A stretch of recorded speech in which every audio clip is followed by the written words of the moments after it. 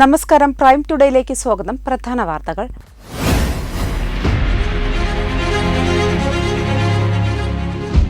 വയനാട്ടിൽ മാത്രമല്ല തിരൂരിലും ഇടിമുഴക്കം, ഭീതിയോടെ പ്രദേശവാസികൾ.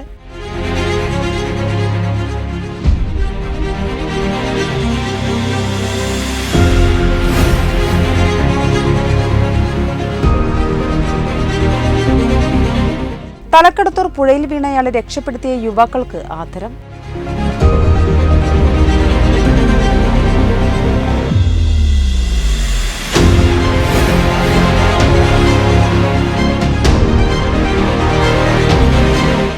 പരിയാപുരം കോവളത്ത് വീടിന്റെ കതക് കുത്തിത്തുറന്ന് മോഷണ ശ്രമം.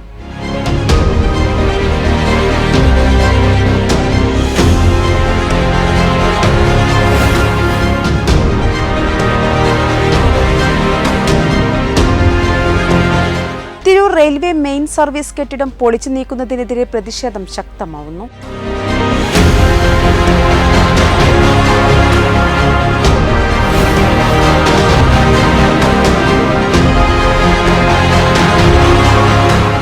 വയനാട് ദുരിതബാധിതരെ സഹായിക്കുന്നതിനായി മാതൃകയായി 4ാം ക്ലാസ്സുകാരി.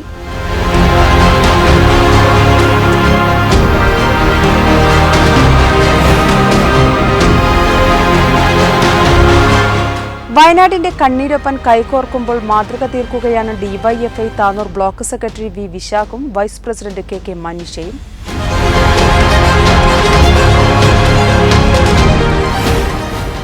വിശദമായ വാർത്തകൾ.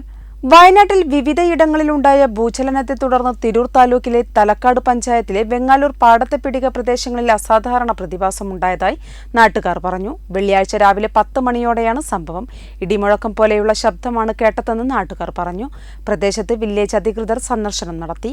പിന്നെ ഞാൻ അവിടെ നിൽക്കുമ്പോൾ കണ്ടിട്ട് ഞാൻ വിചാരിച്ച ഇടി വെട്ടുകയാണ്. ഇടി വെട്ടുമ്പോഴത്തെ സൗണ്ട് കേട്ടത് 2 പ്രാവശ്യം കേട്ടിട്ടുണ്ട്. ഇടിയല്ലാന്ന് ഉറപ്പാണ്. കുറച്ചൊക്കെ ഒച്ചണ്ടായിരുന്നു.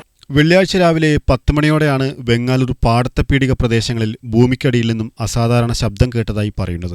പ്രദേശത്തെ 300 മീറ്റർ ചുറ്റളവിലാണ് പ്രകമ്പനമുണ്ടായതായി പറയുന്നത്. 10 മണിക്കാണ് സംഭവം ഉണ്ടായിരിക്കുന്നത്. ഒരു സൗണ്ട് വന്നതാണ്. അപ്പോൾ സൗണ്ട് എന്ന് പറഞ്ഞപ്പോൾ എനിക്കിങ്ങനെ തോന്നിയ മാതിരി ഞാനപ്പോൾ എന്താ സൗണ്ട് എന്ന് പറഞ്ഞാൽ നല്ല ഉള്ളിൽ നിന്ന് വരുന്നൊരു സൗണ്ടേ വന്നത്. അത് കഴിഞ്ഞാൽ ഒരു ടാപ്പിൽ നിന്ന് വെള്ളം തിരിക്കുന്ന ഒരു സൗണ്ടും വന്നു. അപ്പോൾ എനിക്കത് ശരി വെക്കാൻ വേണ്ടിയിട്ട് നമ്മൾ എരുത്തുള്ള അയൽവാസിക്ക് വിളിച്ചു നോക്കുമ്പോൾ അവൻ ശബ്ദം കേട്ടെന്നാണ് പറഞ്ഞത്. ചെറിയൊരു വൈബ്രേറ്റ് ഉണ്ടായിട്ടുണ്ട്. ഒരു ഇടിമിന്നലിൻ്റെ ശബ്ദം പോലെയല്ല, അത് വ്യത്യസ്തമായിട്ടുള്ളൊരു സൗണ്ടാണ് വന്നിട്ടുള്ളത്. ഒരു ജർക്കിങ് ഉണ്ടായിരുന്നു. ഞാൻ കിടക്കുകയായിരുന്നു. അപ്പോഴാണ് അത് ശരിക്കും ഒരു വൈബ്രേറ്റ് നമ്മളെ ശരീരം മൊത്തമായിട്ട് ചെയ്തിട്ടുണ്ട്. ആ താഴത്തു നിന്ന് തന്നെയാണ്. ഇപ്പോൾ ഇവർ പറഞ്ഞ സ്ഥലത്തിൻ്റെ ഒരു 300 മീറ്റർ അകലെയാണ് എൻ്റെ വീടുള്ളത്. അപ്പോൾ അവിടേക്കും ഇതേപോലെ ശബ്ദം കേട്ട് ഞങ്ങളാരും അത്രയാണ് ഗവനിച്ചിട്ടില്ല. ചെറിയ തോതിൽ കുറച്ച് സമയം ഉണ്ടായിട്ടുള്ളൂ. അപ്പോൾ ഞാനിപ്പോൾ സംശയത്തിൻ്റെ പേരിൽ വീട്ടുകാരോട് ചോദിച്ചപ്പോൾ അവർക്കും അത് അനുഭവപ്പെട്ടിട്ടുണ്ട്. ഞാൻ സ്കൂളിലായിരുന്നു. മാഷാണ് കാഞ്ഞിരക്കോല് സ്കൂളിൽ നിന്ന് വന്ന് വീട്ടിലെത്തിയപ്പോഴാണ് ഇവിടെ ആളുകൾ കണ്ടപ്പോൾ എന്തെന്ന് വെച്ചപ്പോൾ വീട്ടിൽ വൈഫൊക്കെ ഉണ്ടായിരുന്നു. അപ്പോൾ കുട്ടീനെ കുളിപ്പിക്കാൻ ഉമ്മർത്ത് നിൽക്കുന്ന സമയത്താണ് ഈ ഭാഗത്തുനിന്ന് ഭയങ്കരമായിട്ടുള്ളൊരു സൗണ്ട് കേട്ടത്. ആദ്യം വൈഫൊക്കെ വിചാരിച്ച് പടക്കം പോലുള്ള എന്തോ പൊട്ടിച്ചതാണെന്നാണ്. അപ്പോൾ ഈ സംഗതി അറിഞ്ഞപ്പോഴാണ് ആ സമയത്തിന് ഒരു 10-11 മണി ആ സമയത്ത് ഈ ഭാഗത്തുനിന്ന് നന്നായിട്ട് മുഴക്കമുണ്ടായിട്ടുണ്ട്. അതുപോലെ തന്നെ ഞങ്ങളുടെ ബാക്കത്തെ വീട്ടിലത്തെ അവരും വിചാരിച്ചു പടക്കം പൊട്ടിച്ചതാണ്. പറയും ചെയ്തു അവർ ഈ ടൈമിൽ ആരാ പടക്കം പൊട്ടിക്കണം എന്നുള്ള നിലയ്ക്ക്. ഇതിൻ്റെ എന്താണ് വയനാട് മാത്രമാണ് കേന്ദ്രീകരിച്ചെന്നുള്ളതുകൊണ്ട് ഇത് നമ്മുടെ നാട്ടിൽ ഉണ്ടാവും എന്നുള്ള ഒരു പ്രതീക്ഷ ഇല്ലാത്തതുകൊണ്ട് പിന്നീട് ഈ കാര്യങ്ങൾ അറിഞ്ഞു വന്നപ്പോഴാണ് അവരൊക്കെ ഈ സൗണ്ട് നന്നായിട്ട് കേട്ടിട്ടുണ്ട്. അപ്പോൾ ഇതെന്താണെന്നുള്ളത് എത്രയും പെട്ടെന്ന് അന്വേഷിച്ച് ആളുകളുടെ ഒരു പരിഭ്രാന്തി മാറ്റിയെടുക്കേണ്ടത് അനിവാര്യമാണ്. വയനാട് ജില്ലയിലെ പിണങ്ങോട്, കുറിച്യർമല, അമ്പ തുടങ്ങിയ പ്രദേശങ്ങളിൽ ഭൂചലനത്തോട് സാമ്യമുള്ള പ്രകമ്പനമുണ്ടായിരുന്നു. ഇതിനോട് താരതമ്യപ്പെടുത്തിയുള്ള ശബ്ദമാണ് വെങ്ങാലൂരിലും പാടത്തെപ്പീടികയിലും ഉണ്ടായതായി പറയുന്നത്. പ്രദേശം റവന്യൂ അധികൃതർ സന്ദർശിച്ചതായി തലക്കാട് പഞ്ചായത്ത് പ്രസിഡന്റ് പി പുഷ്പ പറഞ്ഞു. നമ്മൾ തഹസിൽദാരെ വിവരറിയിച്ചിട്ടുണ്ട്. അതുപോലെ വില്ലേജിൽ നിന്ന് ആൾ വന്ന് നോക്കും ചെയ്തിട്ടുണ്ട്. അപ്പോൾ അവരടുത്ത് പറഞ്ഞിട്ടുണ്ട് ഇനി ഇതിൻ്റെ ആളുകളെ ഒന്ന് വിവരം അറിയിച്ചിട്ട് എന്താണ് ഇതിന് കാരണം എന്നൊന്ന് കണ്ടുപിടിച്ച് തരാൻ പറഞ്ഞിട്ടുണ്ടായിരുന്നു. നാട്ടുകാരൊക്കെ അവർക്കൊക്കെ ഇപ്പോൾ ഭയങ്കര ചെറിയൊരു ടെൻഷനിലാണ്. കാരണം എല്ലാവരുടെയും മനസ്സിൽ വയനാടാണ്. എപ്പോഴും ഉള്ളത്. കാരണം ഒരു ചെറിയ ഇതൊന്നും കണ്ടിട്ടുണ്ടെങ്കിൽ ആരും മൈൻഡ് ചെയ്തിരുന്നില്ല. പക്ഷെ ഇപ്പം അങ്ങനെയല്ല സ്ഥിതി.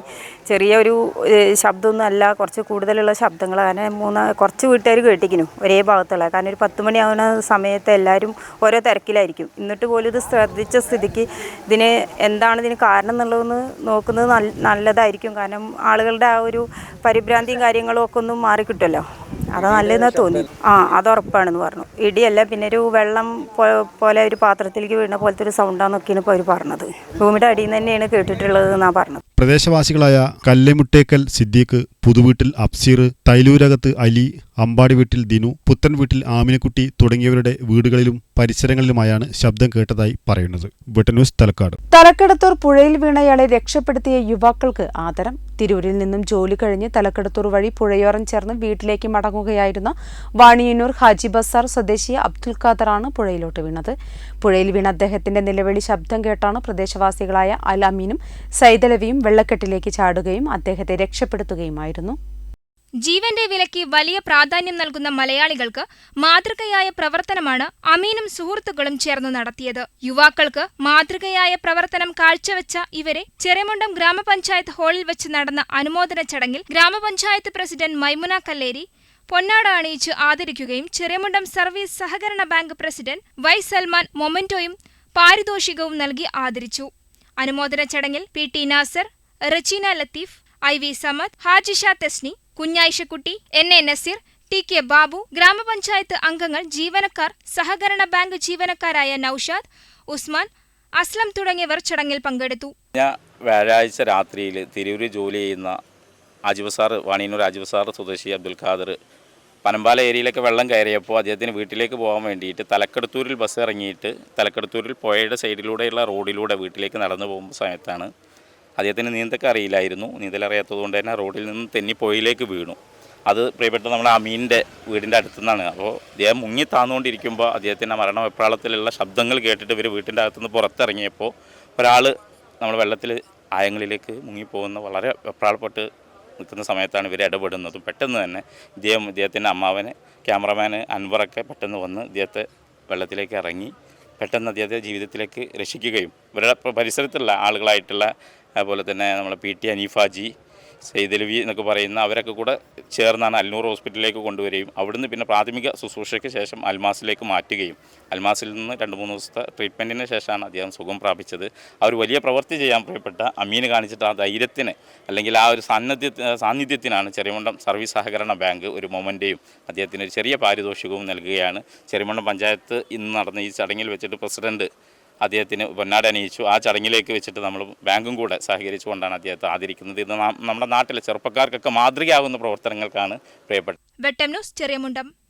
പരിയാപുരം കോവളത്ത് വീടിന്റെ കതക് കുത്തിത്തുറന്ന് മോഷണശ്രമം. പ്രവാസിയായ അച്ചമ്പാട്ട് മുസ്തഫയുടെ വീട്ടിലാണ് ശനിയാഴ്ച പുലർച്ചെ മോഷണശ്രമം ഉണ്ടായത്. കതക് കുത്തിത്തുറക്കുന്ന ശബ്ദം കേട്ട് മുസ്തഫയുടെ ഭാര്യ അയൽവക്കത്ത് താമസിക്കുന്ന മുസ്തഫയുടെ സഹോദരനെ വിളിച്ചു വരുത്തിയപ്പോഴേക്കും മോഷ്ടാവ് രക്ഷപ്പെടുകയായിരുന്നു. രാത്രി 3 മണിക്കാണ് സംഭവം ഉണ്ടായിരിക്കുന്നത്. ഒറ്റപ്പെട്ടപ്പോൾ ഞാൻ പോയി നോക്കിയതാണ് വെക്കിട്ടിട്ട്. അപ്പോൾ ആള് മണ്ടി കഴിച്ചിലായി. അപ്പോൾ അതൊക്കെ പൊളിച്ചിട്ടിരിക്കുന്നു. ഒറ്റപ്പെട്ടപ്പോഴാണ് ഞങ്ങൾ എണീറ്റത്.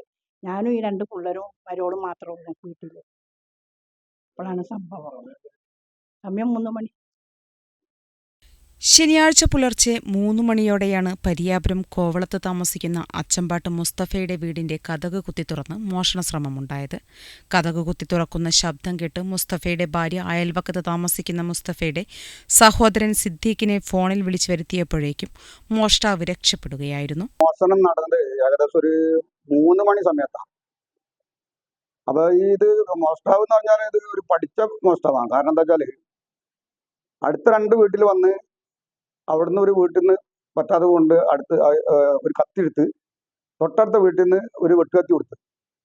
അപ്പൊ അവിടെ നിന്നും ഈ മോഷ്ടാവിന് ഇത് ലോക്കൊന്നും പൊട്ടിക്കാൻ പറ്റിയിട്ടില്ല. അതിൻ്റെ തൊട്ടടുത്ത വീടാണ് ഈ വീട്. ഇവിടെ വന്ന് ഡോറ് 2 ലോക്കും മേലെ കുറ്റിയിട്ട ആ ലോക്ക് അടിയിലുള്ള സെൻറ്ററിലുള്ള ലോക്കും തുറന്നിട്ടാണ് മോഷ്ടാവ് ഉള്ളി കയറിയപ്പോൾ ഇവർ ശബ്ദം കേട്ടിട്ട് പുറത്ത് വന്നതിനോടുകൂടി ഈ മോഷ്ടാവ് ഓടി രക്ഷപ്പെടാനുണ്ടായി. അപ്പം എനിക്ക് സമൂഹത്തിനോട് പറയാനുള്ളത് എന്താ വെച്ചാൽ നമ്മൾ പുറത്ത് മാരകായുധങ്ങൾ മറ്റും വെക്കുന്നത് വളരെ ശ്രദ്ധിച്ചാണ്. കാരണം ഇത് പല വിധത്തിലും നമുക്ക് തന്നെ ദ്രോഹമായി തീരാൻ സാധ്യതയുണ്ട്. ഇവിടെ അടുത്തൊക്കെ ഈ തുടർക്കഥ നടന്നുകൊണ്ടിരിക്കുകയാണ്. അപ്പം ജനങ്ങളൊന്ന് ജാഗ്രത ആവണമെന്നാണ് എനിക്ക് പറയാനുള്ളത്. മുസ്തഫയുടെ അയൽവക്കത്തെ വീടുകളിൽ നിന്നെടുത്ത വെട്ടുകത്തിയും മറ്റും ഉപയോഗിച്ചാണ് വാതിൽ തകർത്തത്. തിരൂർ പോലീസ് എത്തി അന്വേഷണം ആരംഭിച്ചു. 2 വർഷം മുമ്പ് മുസ്തഫയുടെ സഹോദരൻ കാസിമിന്റെ വീട്ടിൽ നിന്ന് സ്വർണ്ണാഭരണം മോഷണം പോയിരുന്നു. ന്യൂസ് ബ്യൂറോ വെട്ടം. തിരൂർ റെയിൽവേ മെയിൻ സർവീസ് കെട്ടിടം പൊളിച്ചു നീക്കുന്നതിനെതിരെ പ്രതിഷേധം ശക്തമാകുന്നു. മാസങ്ങൾക്ക് മുമ്പ് റെയിൽവേയുടെ നടപടിക്കെതിരെ കടുത്ത പ്രതിഷേധമുയർന്നിരുന്നു. പൊന്നാനി MP ഡോക്ടർ അബ്ദുസമദ് സമദാനിയുടെ ഇടപെടലിൽ RMS കെട്ടിടം നിലനിർത്താനുള്ള ഉറപ്പ് ലഭിച്ചതോടെയാണ് പ്രതിഷേധം അവസാനിപ്പിച്ചത്. പൊന്നാനി MP ഡോക്ടർ അബ്ദുസമദ് സമദാനിയുടെ ഇടപെടലിൽ തിരൂർ റെയിൽവേ സ്റ്റേഷൻ പരിസരത്തെ RMS കെട്ടിടം നിർത്തുമെന്നുള്ള ഉറപ്പ് ലഭിച്ചതോടെയാണ് പ്രതിഷേധം അവസാനിപ്പിച്ചിരുന്നതെന്ന് തിരൂർ നഗരസഭ പ്രതിപക്ഷ നേതാവ് അഡ്വക്കേറ്റ് S. ഗിരീഷ് പറഞ്ഞു. നിരവധി വർഷങ്ങളായി തിരൂരിൽ സേവനം അനുഷ്ഠിച്ചു വരുന്ന RMS നമ്മുടെ ജില്ലയിലാകെ തപാൽ രംഗത്ത് എല്ലാവർക്കും ഉപകാരപ്പെടുന്ന സേവനങ്ങൾ നൽകുന്ന ഒരു സ്ഥാപനമാണ്. ആ സ്ഥാപനം ഇവിടെ നിന്ന് എടുത്തു പോകുന്നതിന് വേണ്ടിയിട്ടുള്ള ഒരു തീരുമാനം റെയിൽവേ അധികൃതർ എടുത്ത സമയത്ത് ഈ തിരൂരിലെ ബഹുജനങ്ങളുടെയും തൊഴിലാളി സംഘടനകളുടെയും യുവജന സംഘടനകളുടെയും ഒക്കെ നേതൃത്വത്തിൽ അതിശക്തമായ പ്രക്ഷോഭമാണ്, പ്രതിഷേധമാണ് ഉയർന്നു വന്നത്. ആ ഘട്ടത്തിൽ പൊന്നാനി പാർലമെന്റ് MP ശ്രീ അബ്ദുസമദ് സമദാനി ഈ കേന്ദ്രം എടുത്തു പോകില്ല എന്ന് അദ്ദേഹത്തിന് റെയിൽവേ അധികൃതർ ഉറപ്പ് നൽകിയിട്ടുണ്ട് എന്ന് പറഞ്ഞതിന്റെ അടിസ്ഥാനത്തിലാണ് അന്ന് തുടങ്ങിവെച്ച പ്രതിഷേധങ്ങളും പ്രക്ഷോഭ സമരങ്ങളുമൊക്കെ പിൻവലിക്കാൻ ഇടയായത്. അതിന് ഘടകവിരുദ്ധമായ രീതിയിൽ ഇന്നിപ്പോഴിതാ ഈ പ്രവർത്തിച്ചു കൊണ്ടിരിക്കുന്ന RMS കെട്ടിടം പൊളിച്ചു നീക്കുന്നതിനുള്ള ഒരു ധിക്കാരപരമായ തീരുമാനവുമായിട്ടാണ് റെയിൽവേ അധികൃതർ നീങ്ങുന്നത്. ഈ സ്ഥാപനം ഇന്നും പ്രവർത്തിക്കുകയാണ്. അതുപോലെ തന്നെ ഇവിടുത്തെ വനിതാ ജീവനക്കാർ ഉൾപ്പെടെയുള്ള ആളുകൾ ഉപയോഗിച്ചുകൊണ്ടിരുന്ന ശുചിമുറി പൊളിക്കാൻ ശ്രമിക്കുകയാണ്, ഈ കെട്ടിടം പൊളിക്കുകയാണ്. അപ്പോൾ ഇവിടെ ഉള്ള തപാൽ ഉരുപ്പടികൾ, അതുപോലെ തന്നെ മറ്റു ഉപകരണങ്ങൾ, ഇതൊക്കെ എങ്ങോട്ടെങ്കിലും മാറ്റുന്നതിന് പോലുള്ള ഒരു സാവകാശവും കൊടുക്കാതെ അങ്ങേയറ്റം ധിക്കാരപരമായി ബ്രിട്ടീഷുകാർ പോലും ചെയ്യാത്ത തരത്തിലുള്ള ക്രൂരമായിട്ടുള്ള ഒരു തീരുമാനവുമായാണ് റെയിൽവേ മുന്നോട്ട് വന്നിട്ടുള്ളത്. ജനപ്രതിനിധികൾക്കും സംഘടനകൾക്കും നൽകിയ വാക്ക് റെയിൽവേ പാലിച്ചില്ലെന്നും പൊതുജനങ്ങളെ അണിനിരത്തി സമരം സംഘടിപ്പിക്കുമെന്നും DYFI Tirur block committee secretary P. Sumit പറഞ്ഞു. തിരൂരിലെ RMS സംവിധാനത്തെ തകർക്കുന്ന രീതിയിലേക്കാണ് ഈ റെയിൽവേ സംവിധാനം ഇവിടെ പുതിയ നടപടിയെടുത്തിട്ടുള്ളത്. കഴിഞ്ഞ കുറച്ച് ദിവസങ്ങൾക്ക് മുമ്പ് റെയിൽവേയുടെ അടുത്തുള്ള RMSന്റെ ഓഫീസ് ഉൾപ്പെടെ പൊളിച്ചു നീക്കണമെന്ന് റെയിൽവേ പറയുന്ന സമയത്ത് ഇടതുപക്ഷം യുവജന സംഘടന ഉൾപ്പെടെയുള്ളവർ കൃത്യമായി തന്നെ സമരരംഗത്തുണ്ടാവുകയും അതിന്റെ ഭാഗമായി ഈ പൊന്നാനി പാർലമെന്റ് മണ്ഡലത്തിലെ MP അബ്ദുസമദ് സമദാനി ഉൾപ്പെടെ ഇടപെട്ട് ഈ സംവിധാനത്തെ തിരൂരിൽ തന്നെ നിലനിർത്തും എന്നാണ് പറയുന്ന സാഹചര്യം ഉണ്ടായിരുന്നത്. എന്നാൽ ഇന്ന് അത് പൊളിച്ചു മാറ്റുന്നതിന് വേണ്ടിയിട്ടുള്ള കരാറുകാർ അത് പൊളിച്ചു മാറ്റുന്നതിന് വേണ്ടിയിട്ടുള്ള ഒരു ഇടപെടൽ ഇവിടെ നടക്കുന്ന സാഹചര്യം ഉണ്ടായിട്ടുണ്ട്. ജനപ്രതിനിധികൾക്ക് കൊടുത്തിരിക്കുന്ന വാക്ക് റെയിൽവേ ധിക്കാരപൂർവ്വമായി അത് അവസാനിപ്പിക്കുന്ന സാഹചര്യമാണ് ഉണ്ടായിട്ടുള്ളത്. ധിക്കാരപരമായിരിക്കുന്ന നടപടികൾക്കെതിരെ കൃത്യമായി തന്നെ ഇടപെടാൻ യുവജന സംഘടനകൾ എന്ന രീതിയിൽ തീരുമാനിച്ചിട്ടുണ്ട്. ഈ RMS എന്ന് പറയുന്നത് മലപ്പുറം ജില്ലയിലെ പ്രധാനപ്പെട്ട RMS ആണ്. നിലമ്പൂർ മുതൽ തീരദേശം വരെയുള്ള പ്രദേശങ്ങൾക്കകത്ത് കത്തിടപാടുകൾ കൃത്യമായി തന്നെ കൈകാര്യം ചെയ്യുന്നതിനകത്ത് ഏറ്റവും നല്ല സംവിധാനത്തോടുകൂടി പ്രവർത്തിക്കുന്നതാണ് RMS. ഇന്ന് വരുന്ന സമയത്ത് അവർക്ക് നോട്ടീസ് ഒന്നും കൊടുത്തിട്ടില്ല. തിരൂർ റെയിൽവേ സ്റ്റേഷനിൽ അമൃത് ഭാരത് പദ്ധതി നവീകരണവുമായി ബന്ധപ്പെട്ട പ്രവർത്തനങ്ങളുടെ ഭാഗമായാണ് റെയിൽവേ RMS കെട്ടിടത്തിന്റെ ഒരു ഭാഗം പൊളിച്ചു മാറ്റുന്നത്. റെയിൽവേ ഡിവിഷണൽ മാനേജർ കഴിഞ്ഞ ദിവസം റെയിൽവേ സ്റ്റേഷൻ പരിസരത്ത് സന്ദർശനം നടത്തിയിരുന്നു. വെട്ടം ന്യൂസ്, തിരൂർ. വയനാട് ദുരിതബാധിതരെ സഹായിക്കാൻ മാതൃകയായി 4ാം ക്ലാസ്സുകാരി. വള്ളിക്കാഞ്ഞിരം AMLP സ്കൂൾ 4ാം ക്ലാസ് വിദ്യാർത്ഥിനിയായ മിസ്ബ റഹ്മാനാണ് സഹപാഠികൾക്ക് മാതൃകയായി ദുരിതാശ്വാസ ഫണ്ട് ശേഖരണം നടത്തിയത്. വീട്ടുകാരുടെ സമ്മതത്തോടും സാമീപ്യത്തോടുമാണ് മിസ്ബ റഹ്മാൻ റോഡിലിറങ്ങി വയനാട് ദുരിതാശ്വാസ നിധിയിലേക്കായി ഫണ്ട് ശേഖരിച്ചത്. കൊച്ചുകുട്ടികളുടെ നന്മ തിരിച്ചറിഞ്ഞതുകൊണ്ടാവാം യാത്രക്കാരും മിസ്ബയെ നിരാശപ്പെടുത്തിയില്ല. ഉള്ളത് മനസ്സറിഞ്ഞു നൽകി.